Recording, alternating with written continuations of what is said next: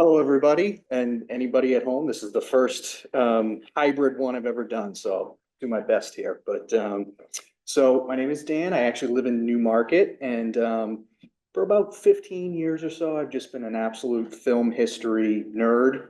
Read all about it, anything I can, watch classic movies over and over again. Just been enthralled with it since I got into it. And a couple of years ago, I decided that I wanted to do a little bit of a project and focused it on my favorite area of film history, which is the classic era of film noir in the 1940s and 50s, and built a website, and I do a podcast alongside with that. And then I do these local events too, just to kind of do like a grassroots thing, get people interested in watching the films and kind of broaden the discussion around it. Because one thing I found is that it's quite a popular area, but it's tough to find the right people that are interested to talk about it. So hopefully these can kind of do that. Um, so like I said, started a couple of years ago and really enjoying it so far. And I just wanted to give you a little bit of a background on me so you know who I am and why I'm here talking about film noir. So I like to begin, and this is really designed to be kind of an intro to discover film noir. So we talk about influences, talk about the meaning, the definition, a lot of common elements and some of the classic quintessential films of the classic era. So that's what we're trying to do here. And I do want it to be a little bit interactive. I do have going to plan on doing some Q&A at the end. But I was just wanted to start it off with what comes to mind when we think of film noir? Any particular films, any characters, any themes that come to mind? Maltese Falcon. Maltese Falcon. Yes. Betty Davis and John Crawford.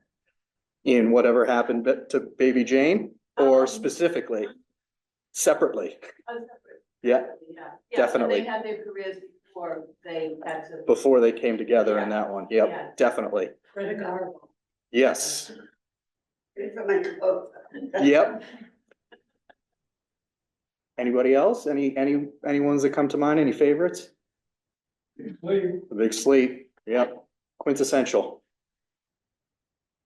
All right, awesome. Well, it sounds like everybody has some favorites and some really classics that they enjoy that come to mind. So I'd like to start with the meaning and start really with the literal translation. So the literal translation of film noir, it is French. It means black film, but the effective translation over the years, it's come to mean dark film.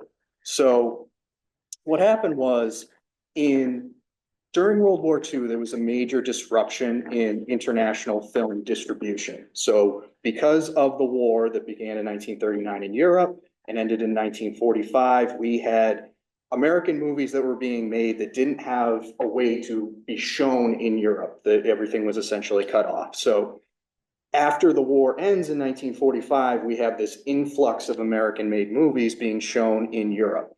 And that is when we had a group of French film critics watching this backlog of the last 3, 4, 5 years of American films and getting to see something in hindsight that maybe they wouldn't have even noticed if they had been seeing it the whole time through. But they got to see all these at once and say, wow, something's really different here.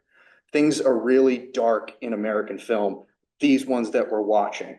So they actually put the name of film noir to these films that they are watching. And it was actually funny because they had used the term série noire in French, and that was being used to describe hard-boiled crime stories that had been translated from English into French. And they actually applied that term to these films. And the funny thing is that so many of the noirs are actually based upon those as well. So it was kind of all linked together. But they recognized this major shift in filmmaking, and they saw that the subject matter was getting dark. The visual style was getting dark. The characters were getting dark. The themes were getting really dark. The settings were getting dark. Everything was just becoming much more bleak, and there's just this kind of angst around these films that they're watching. And honestly, the only thing that I really feel comfortable about saying unequivocally when describing film noir is that it's about dark film. And if you read the stories out there, if you read the experts, Eddie Muller, Foster Hirsch, Alan Silver, James Orsini, Imogen Sarah Smith, there are some real authorities out there on film noir, and they all kind of have a little bit of a slightly different definition. And furthermore, depending upon who you're reading or who you're listening to, you might get a list of maybe 200 noir films that fit in the classic era, or some might be a little bit more all-encompassing and include up to maybe 600 or 700. So it's kind of a debate within film. How much noir does it have to have for you to call it a film noir? And beyond that, there's even debates about whether or not it's a genre or whether it's a style, or a lot of people use the term mood or tone to describe it. Some people call it a movement, and they'll liken it to like German Expressionism or the French New Wave movement. So suffice to say, there's a lot of different definitions of film noir depending upon who you're reading or listening to. Personally, it all comes back to just one word for me, and that's darkness. And darkness in subject matter, theme, character, visual style. If you had to pin me down, I usually point to this as my personal description of it. I like to say that film noir was this collective shift in filmmaking during the 1940s and the 1950s, involving a new combination of visual style, subject matter, and storytelling.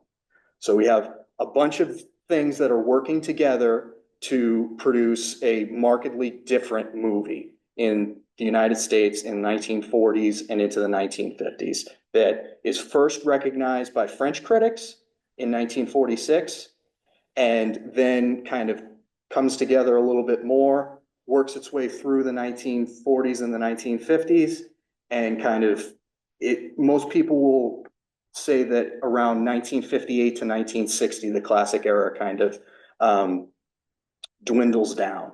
And then beyond that, we kind of get a little bit more into the neo-noir area from the 70s and forward. So one thing I like to try and do at the beginning is give a little bit of a historical context, because that helped me when I was first learning about it, kind of seeing where film noir's classic era fits on the timeline of the 20th century, and particularly among the major film influences and the offshoots that it had.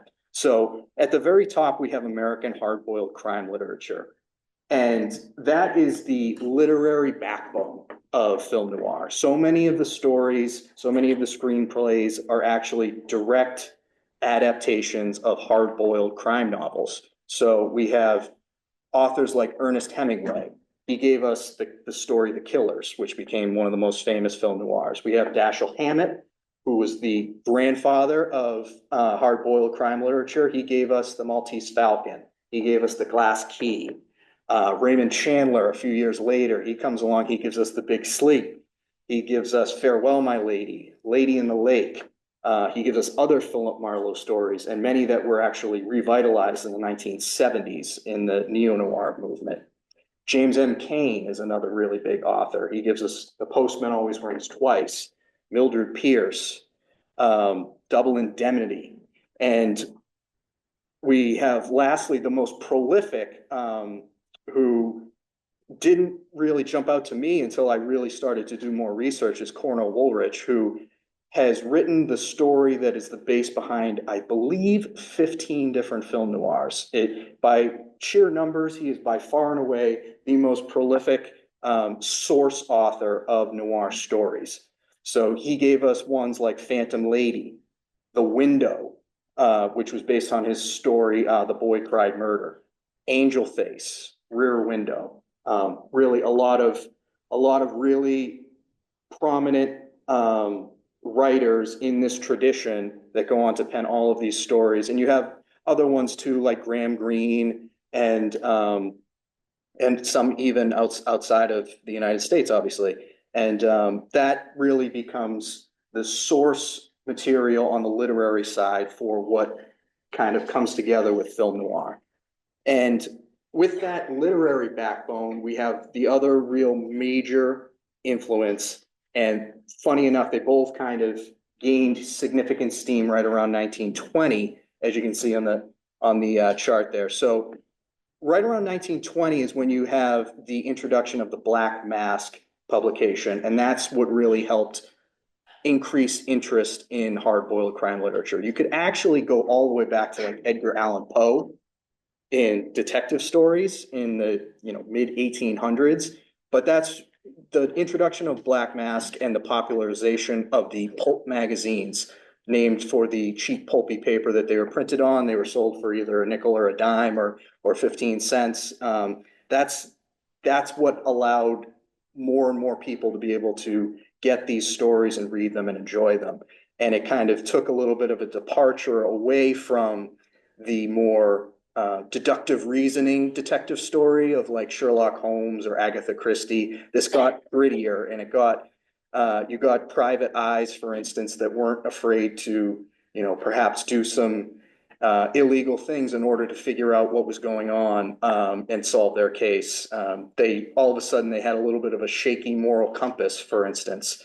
And I think the quote that Raymond Chandler gave about Dashiell Hammett was I paraphrasing, but it was something about he brought murder back to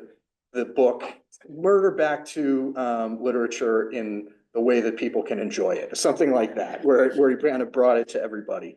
And but yeah, that came around 1920. And right around then too, we also have German expressionist cinema. So that is, if American hard-boiled crime literature is the literary backbone, the cinematic backbone is German expressionism. So after the conclusion of World War I in Germany, you have a national cinema that is created by the government because they're starting to realize that this new medium has gained popularity and could be potentially very important as a communication medium and a propaganda medium. So the German government creates this national studio called UFA.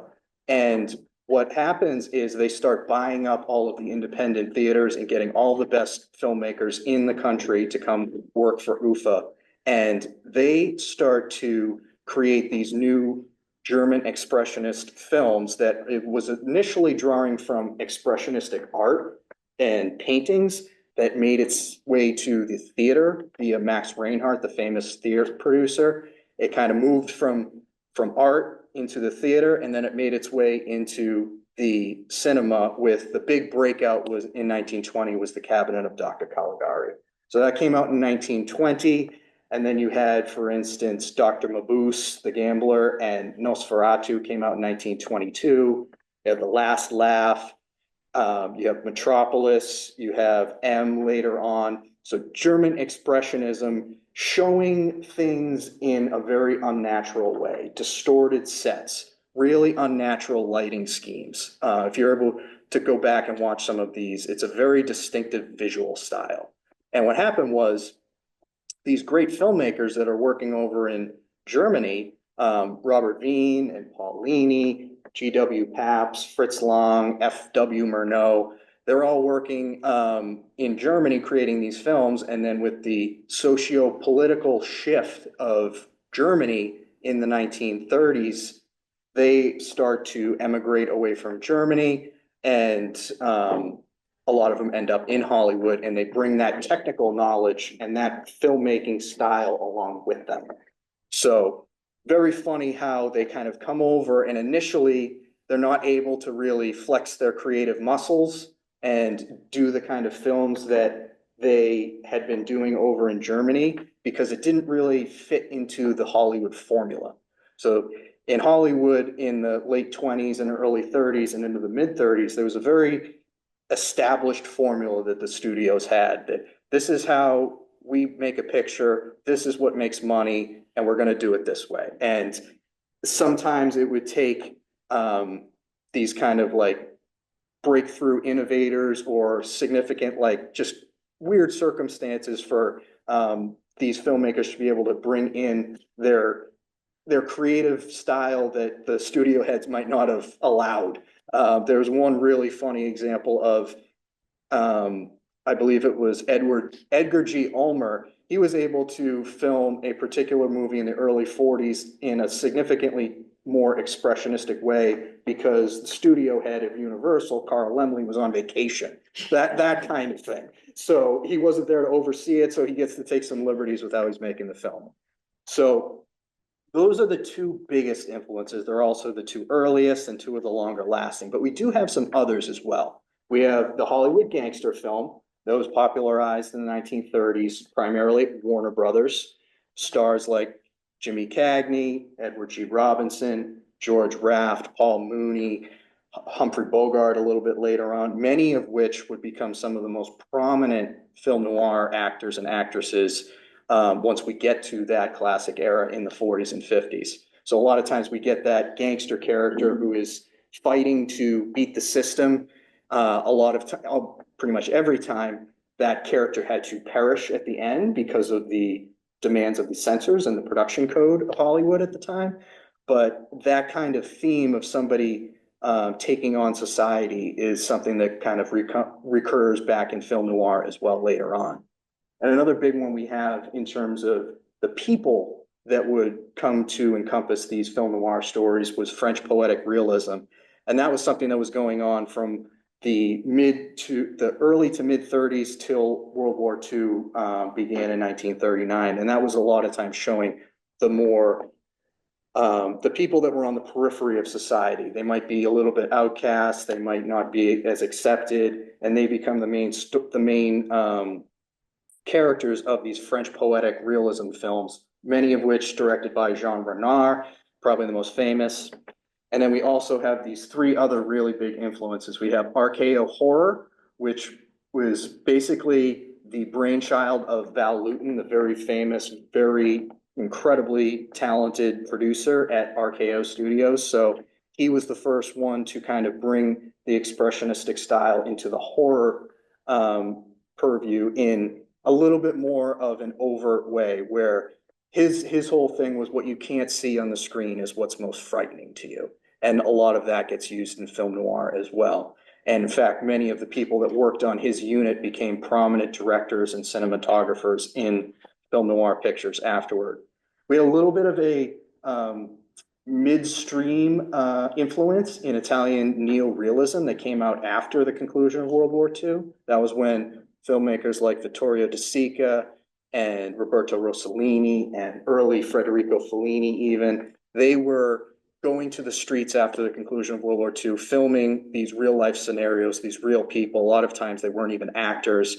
And that type of film style actually, it kind of cross-pollinates with film noir midstream, and we get this distinct hybrid or subtype of film noir called the docu-noir, and that becomes a prominent piece of the film noir puzzle too.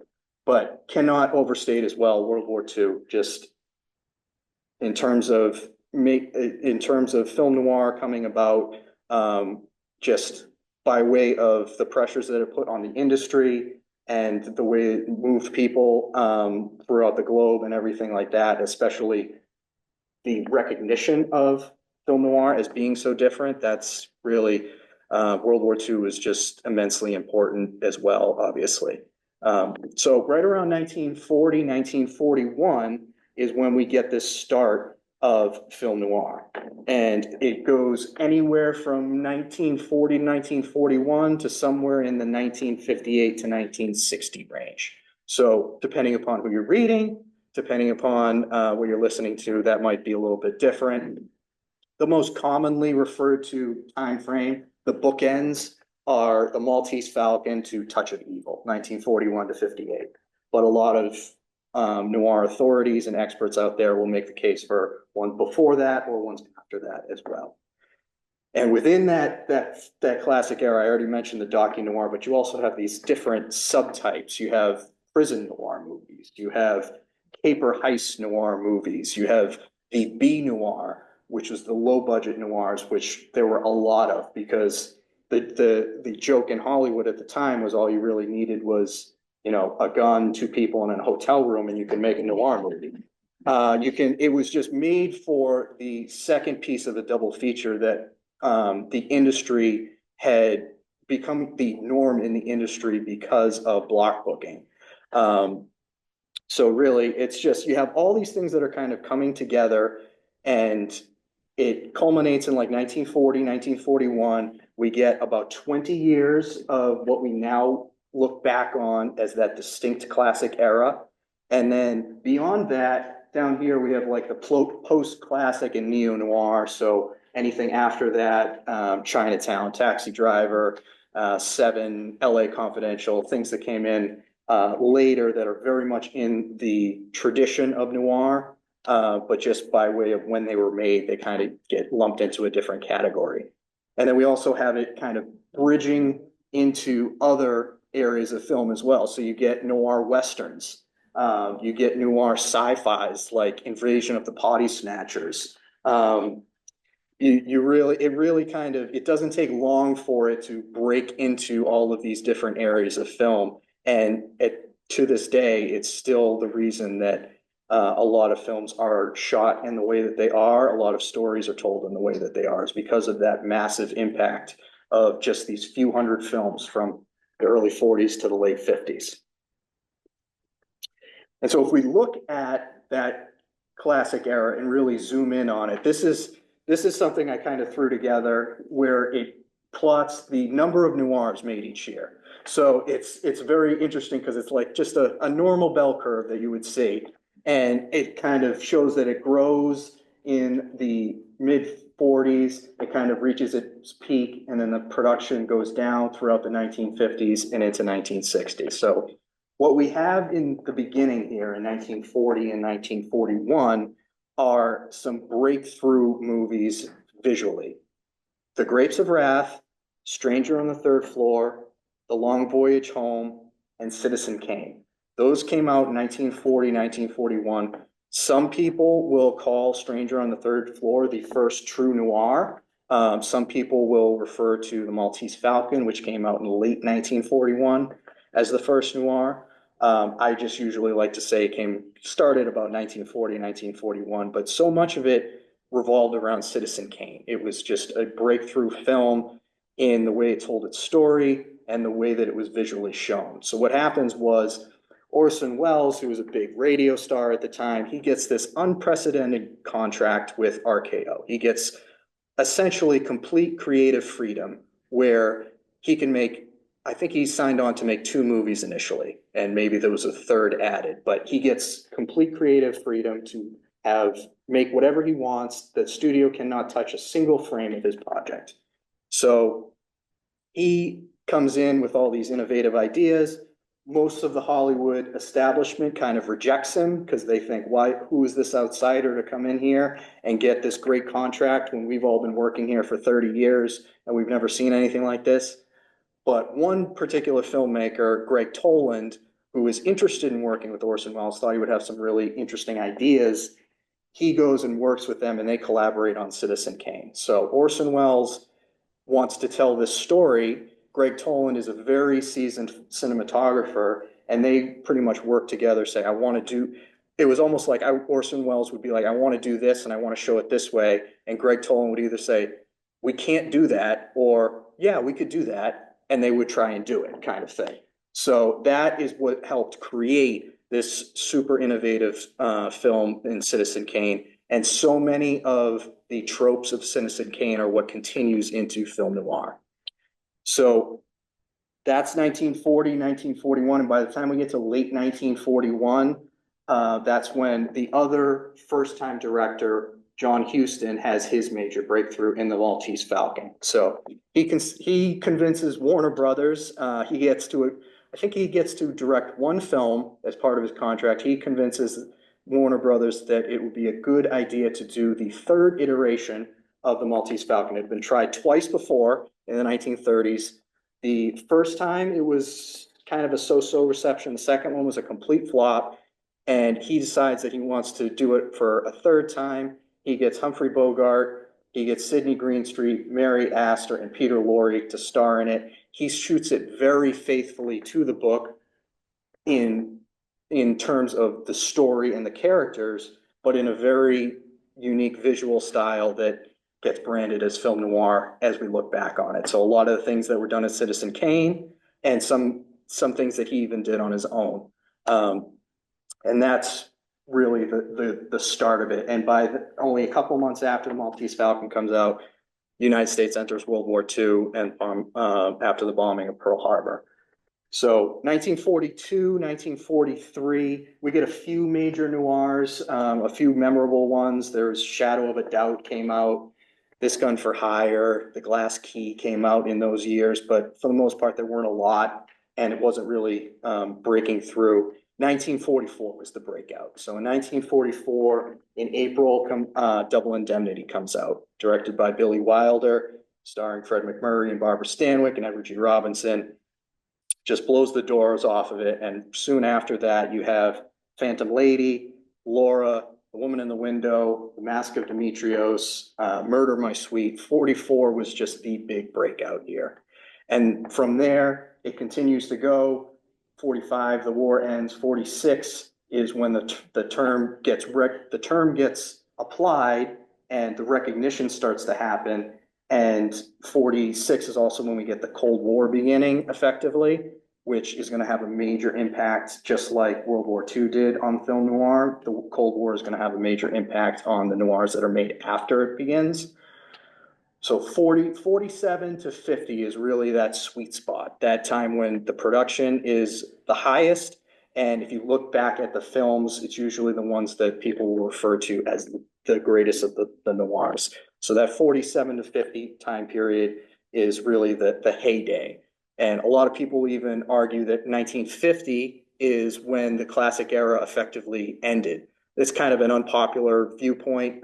Most people say it goes beyond that, but it's definitely for sure 1947 to 1950. But a few things also are happening in that time period. We have the introduction of television, 1947 to 1950, it goes through the roof.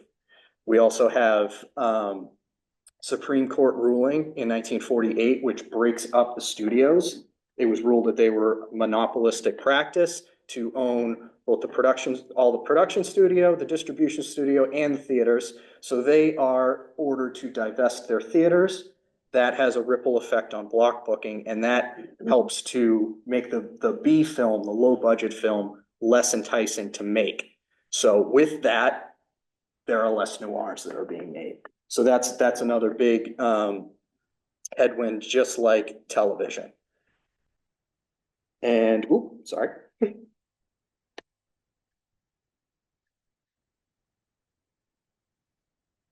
So by 1950, we really get the peak. And actually on the Criterion channel a couple months ago, there was an entire program on 1950 film noir, and they called it Peak Noir. It was absolutely a great program. They put together some, if you look at 1950 and the noirs that came out, Sunset Boulevard, The Asphalt Jungle, Night in the City, it's probably the top year. So, but after that, noirs start to go down in production numbers because of all the factors that I was just talking about. And the subject gets even darker. So the characters get darker. The psychology gets darker. Even though the stories are becoming less and less prolific, it's almost ramping up in terms of magnitude. So the 1950s had some really great film noirs. Specifically, The Big Heat came out in 1953. Kiss Me Deadly was referred to as one of the late masterpieces of film noir's classic era. And then Touch of Evil, 1958. There were a ton. Can pick out a few, but usually it's kind of recognized that it goes down in production, numbers, gets a little bit more darker, more psychological, until it kind of becomes fully conscious of itself, and they kind of push the envelope as far as they can. And that's why Touch of Evil is usually recognized as the end of the classic era film noir, because if you are able to go back and watch Touch of Evil and look at the camera angles, the lighting, the setups, it's borderline unwatchable.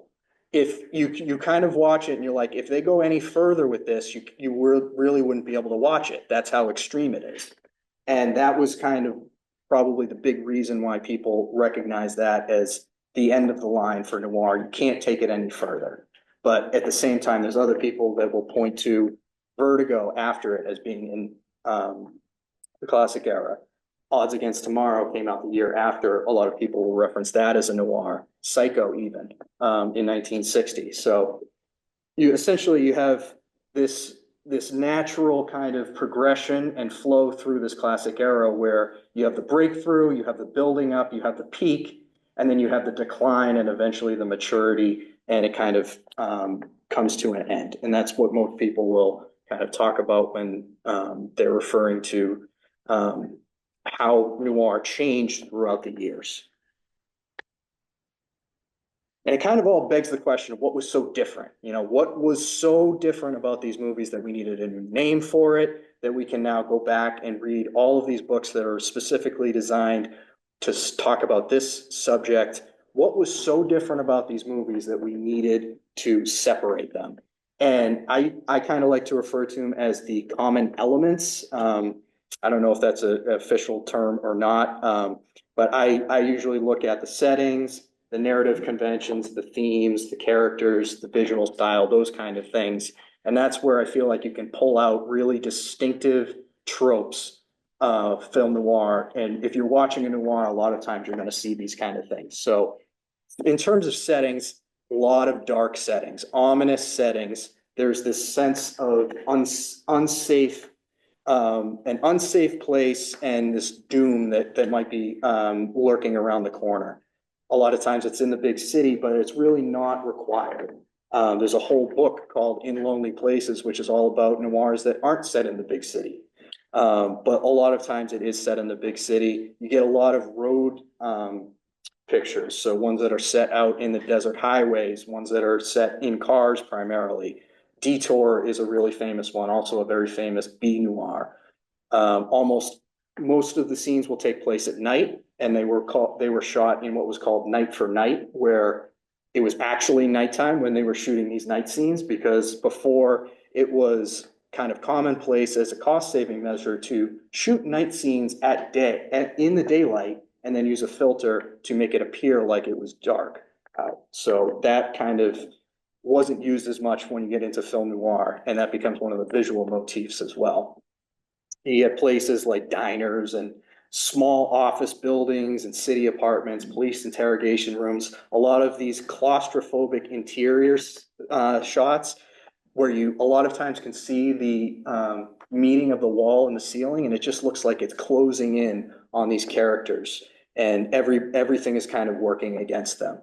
And you also get, things like nightclubs and boxing gyms, places that criminals might hang out. Those are the kind of settings that you're going to see in noir pictures.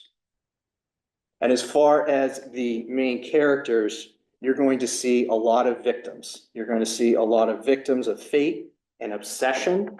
You're going to see hardened professional criminals. You're going to see those people, and you're also going to see people that are investigating the crimes. So I think it's Foster Hirsch in his very famous book, The Dark Side of the Screen, which I would point everybody to if you're interested in learning more about film noir. The two books that I recommend are Dark Side of the Screen by Foster Hirsch and Dark City by Eddie Muller. Those I think are the two go-tos for me, and I think are the best intro. One is a little bit more heavy on the analysis side. One's a little bit more heavy on the story side, but they're both really fun to read.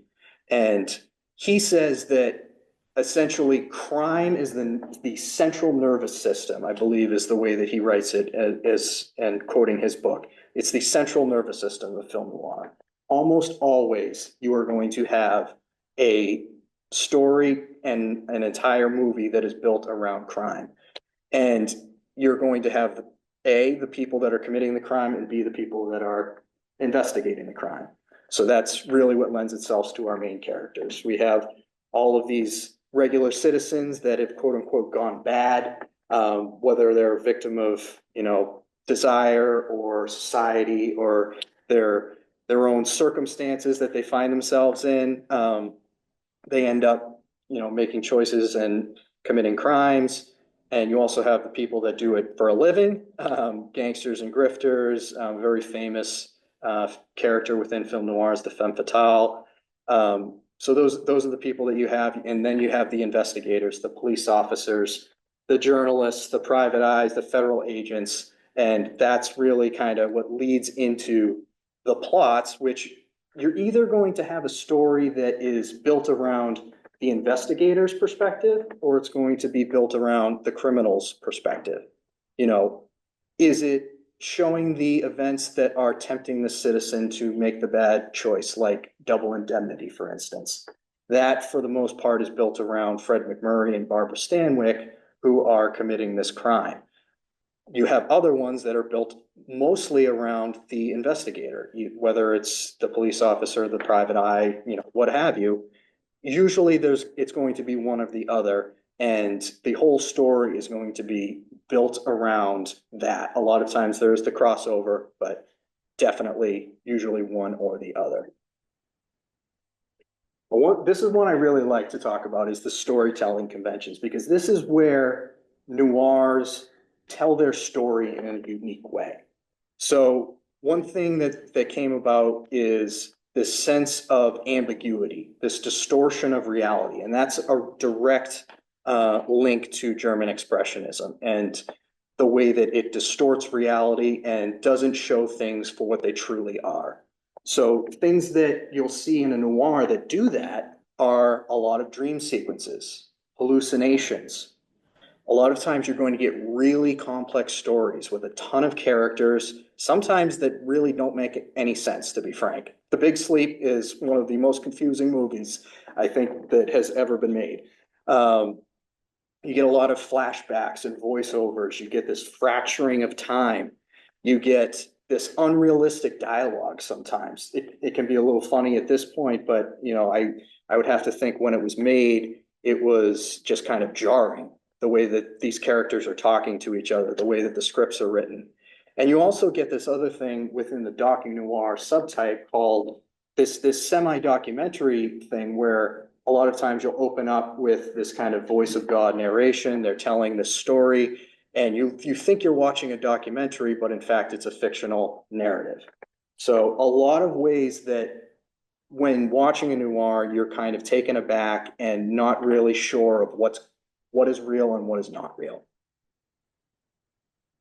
One of the biggest ones is the visual motifs. And here's a classic shot from the Strange Love of Martha Ivers, where you can barely see the characters at all. So you're going to have really dramatic lighting, dramatic camera work, dramatic framing. It's all going to be working to amplify the dark subject matter that they're filming. That's what the whole cohesion of it is about, is where you have this really dark story, but then it is shown in a particular visual way that amplifies how dark it is.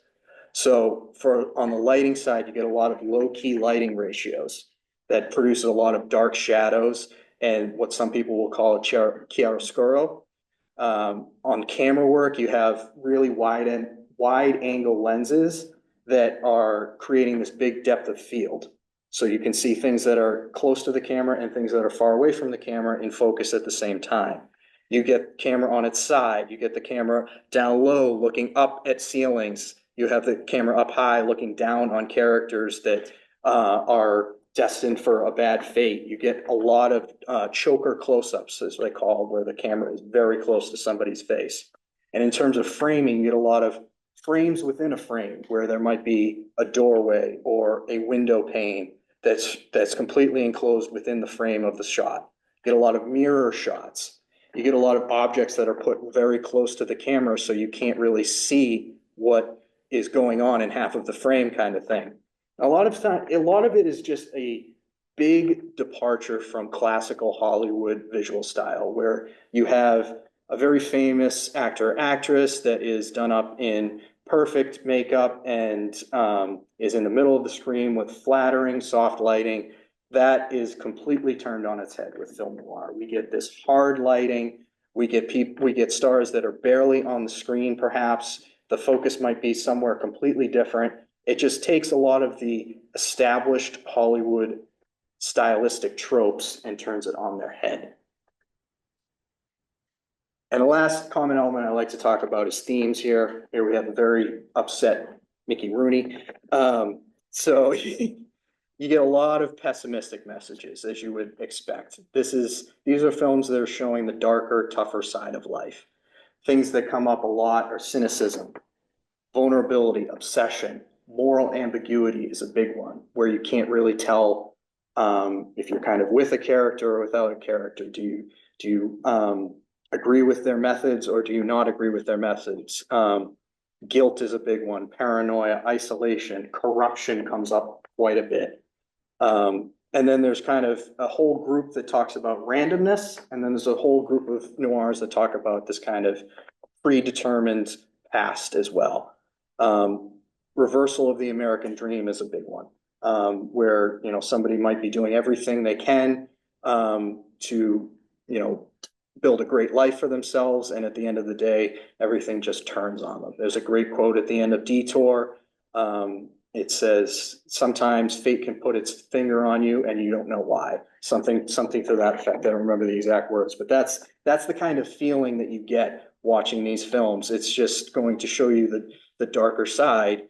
And I personally love it because I feel like it helps, show the brighter side of things. It might be a little simple, but that's the way I see it. I like to point people to It's a Wonderful Life, because I would make the argument that It's a Wonderful Life for 95% of the movie is very, very depressing. And the 15 minutes prior to the unbelievable ending that everybody loves and is so uplifting is some serious film noir, where he's running through Pottersville. He's going from bars, he runs by nightclubs, there's the neons everywhere. The characters have significantly changed, people are violent. That is pure film noir, and the style of the film really changes when you get to Pottersville as well. But I firmly believe that the ending packs that much more of a punch because of how dark everything is right before the uplifting ending. And that's kind of what I see that as a little bit of a microcosm of film noir in general and how it sits relative to all of film. The last thing I like to talk about is just some of what I call the essentials. Imogen Sarah Smith is one of the top experts on film noir. She has this great analogy. She likens, referring to film noir pictures and whether or not they're noir or not so much of yes, they are, or no, they're not. It's more of how much noir is it? And she likens it to alcoholic drinks. So there's the proof concept. So something that is checking off every box possible, perhaps something like Double Indemnity or Out of the Past that checks off as many boxes as possible. That's a high proof noir. Whereas something else that might have pieces of noir in it at certain times, something like The Night of the Hunter, which is regarded as an absolute masterpiece of the mid-50s. It has certain pieces of noir in it, but it's definitely not as high proof a noir as some of the other ones. So these 10 that I like to point to are what I consider 10 of the highest proof in using Imogen Sarah Smith's framework there. But these are ones that I think are just quintessentially noir. So we start with one of the big ones in 1941, along with Citizen Kane. Citizen Kane's an interesting one because it's so much made film noir possible, but usually it's not referred to as film noir. Maltese Falcon is usually pointed to there. So getting it started with the Maltese Falcon, Double Indemnity. If this could only be one film, I would say it would be Double Indemnity. I usually, when somebody asks me, what's a film noir, I will say, if you go watch Double Indemnity and you like it, there's a good chance you're going to like film noir. If it's not your thing, film noir is probably not your thing, because that is as representative of film noir's classic era as I think a single film can be. Right after that, you have the most famous of the B noirs, Detour, that I've mentioned a few times, Out of the Past with Robert Mitchum and Jane Greer and Kirk Douglas, often referred to as a classic. The Naked City is probably the most famous of the docu-noir subtype. And that was one other thing I tried to do with this essentials list, is touch on some of the different subtypes and also spread it out so that you get some of the evolution and see how noir changes throughout the year, throughout the years, rather than pick 10 noirs from, 1944 to 1947. So after The Naked City, you have two from 1950, Sunset Boulevard and Asphalt Jungle. 1953, we get darker, like I was saying before. The Big Heat in 1953 is extremely violent for the time it was made. There's a serious shock factor in that movie.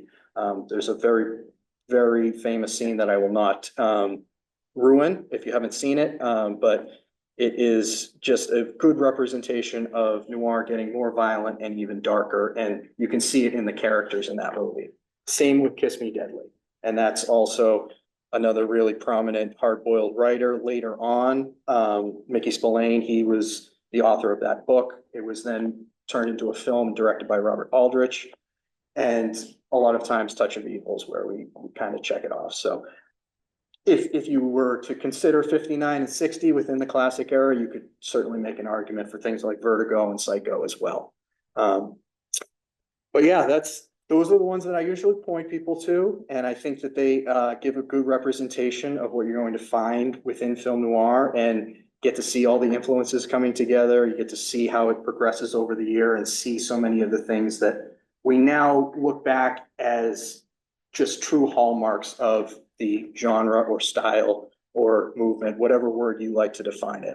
I try to be as encompassing as possible when I'm talking about it. I try not to be very specific in what I define it as and what is and isn't noir. I kind of like to talk about a bunch of people's thoughts on it and let everybody watch them and decide for yourself, kind of thing. So that's kind of my frame of mind as I go through it. But these are definitely ones that I would point you to if you're interested in learning more about them. And that's about all I got. But I like to throw it out there. If you have any questions, anything that comes to mind, got some plenty of time. Yes. The docu-noirs, that period, I read somewhere that J. Edgar Hoover was watching how they made those and how they depicted what the FBI did. Is that really true? That is true. So the breakthrough docu-noir in 1945 was called The House on 92nd Street. And it was, I can't remember who the producer was, but there was some sort of relationship between J. Edgar Hoover and the producer. And he was watching the making of that film and very particular about how the FBI was portrayed in it. So the House on 92nd Street, that came out very much at the beginning of the Italian neorealism movement too. So that's kind of the beginning of the docu-noir. But I would say that it's probably that film in particular that might have been based off of, because I have seen and heard the same things about that movie. When you dig up these classic, films, is there a TV channel? I like to point people to the Criterion Collection. It's a streaming service now. They also have a breadth of physical DVDs and Blu-rays as well. They have a great collection. I utilize the New Hampshire library system myself quite a bit through interlibrary loans for some of the really hard to find stuff. But yeah, unfortunately, I haven't really found a great, film noir streaming channel or, a film noir specific channel on cable. Turner Classic Movies has so many great classic films, and they actually have a Noir Alley. I believe it's Saturday nights, and that's hosted by Eddie Muller, who is one of the authorities on film noir. Canopy is what? Yeah, exactly. Canopy, and yeah, and Hoopla is the other one. Yeah, it's great to be able to do that as well. Yeah. We have one from the people watching at home. Yeah. So Catherine would like to know, what were the socio-political conditions in American society that gave rise to noir? Why was it so popular?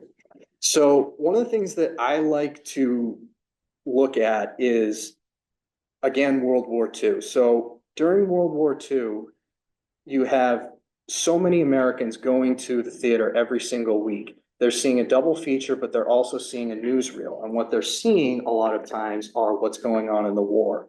And it's in 1943, 1944, where they're starting to see some real footage of World War II, especially in the Pacific Theater. So my personal take on it is that as the American people are going to the theater and seeing darker and darker realities out there in the world, they are a little bit more prone to a darker story on the screen. And it's interesting because that argument kind of makes sense logically, but at the same time, film noir wasn't all that popular when it was being made. They still were the vast minority of films being produced were a film noir. It got a lot of recognition later on, but at the time they were made, they weren't super popular by audience standards or by critical standards.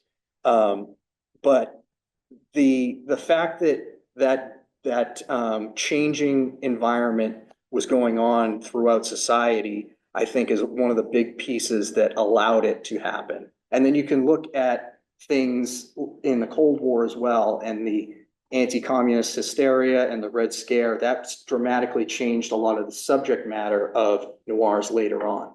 So that comes into play quite a bit as well.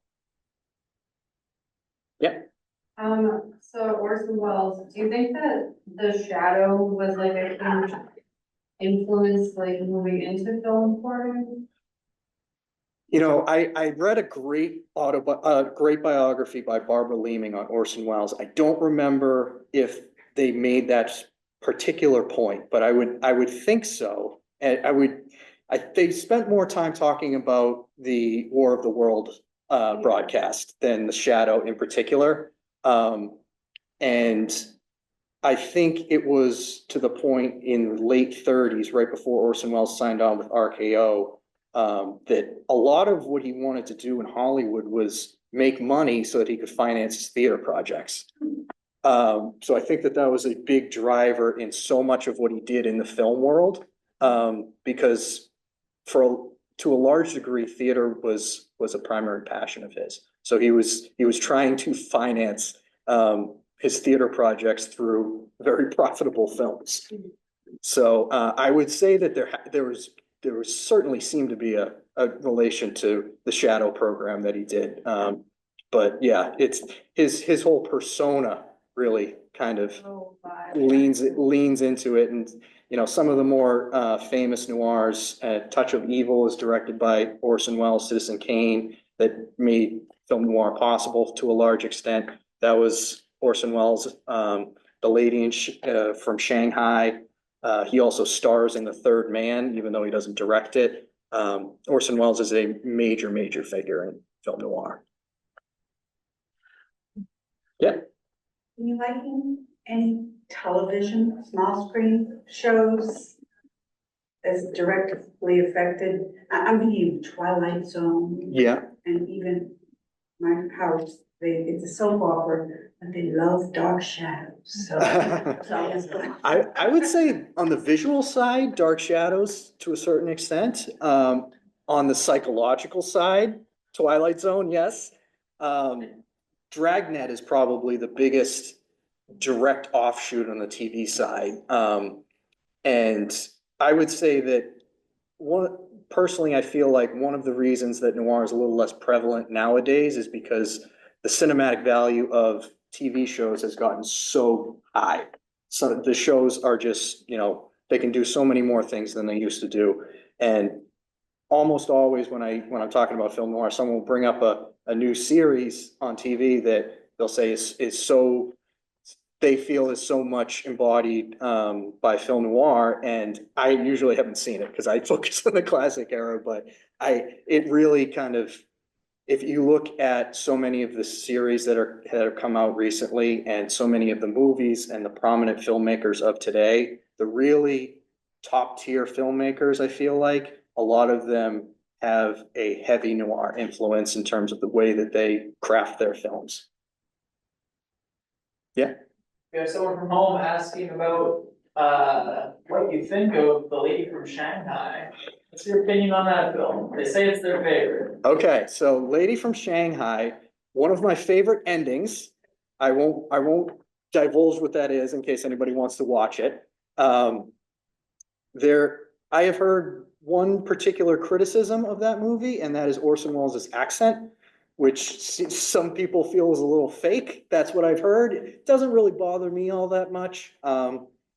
But as far as a story goes, it is straight noir, and especially the ending scene is very visually noir as well.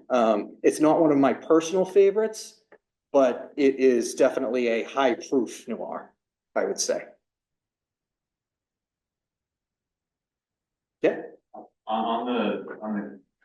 In the vein of high proof. Yeah. Are there a couple of films, at least in your opinion, after the classic era that sort of meet that high proof criteria? Yes, definitely. Especially in the 70s and the 90s. I feel like those were a couple high points. In the 70s, you have Chinatown, Taxi Driver.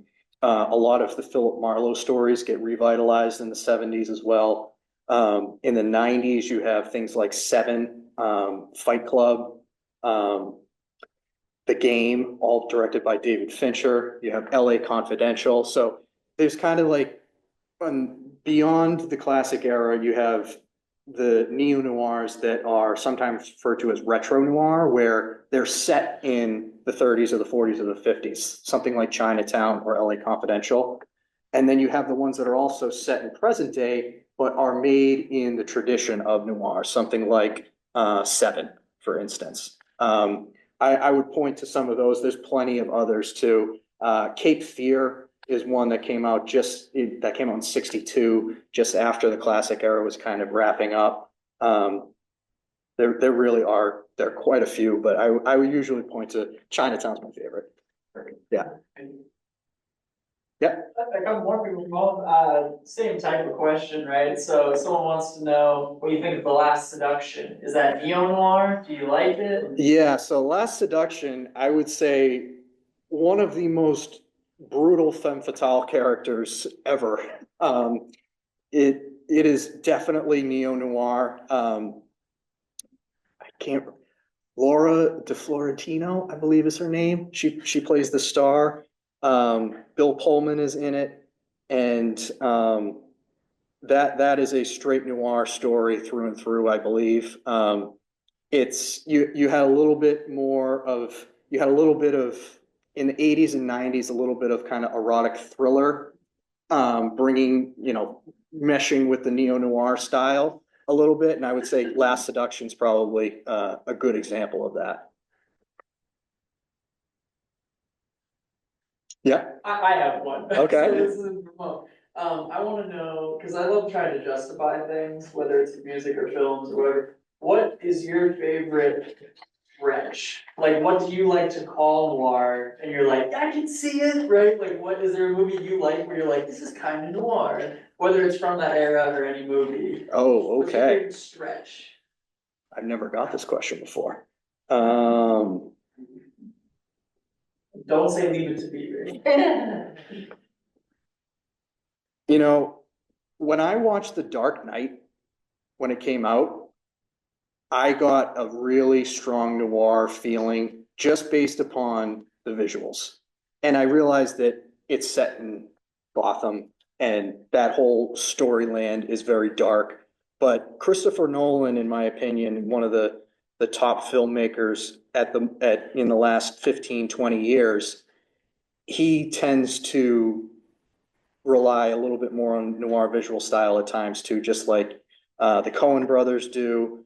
A lot of the really top filmmakers today, Coen brothers make a ton of neo-noirs from the actually the 80s with Blood Simple. Their first feature was a noir all the way through present day. They've been making noirs. But I also feel like Christopher Nolan does. Memento was a really big neo-noir that he made. But I remember watching The Dark Knight in particular, some of the scenes where he's going through the streets and thinking to myself, I'm not sure that this would have been filmed in this exact way if it wasn't for film noir. So that would be a big stretch, but one that I could perhaps make the argument for if you give me some time. Yeah. Well, I like the lead characters.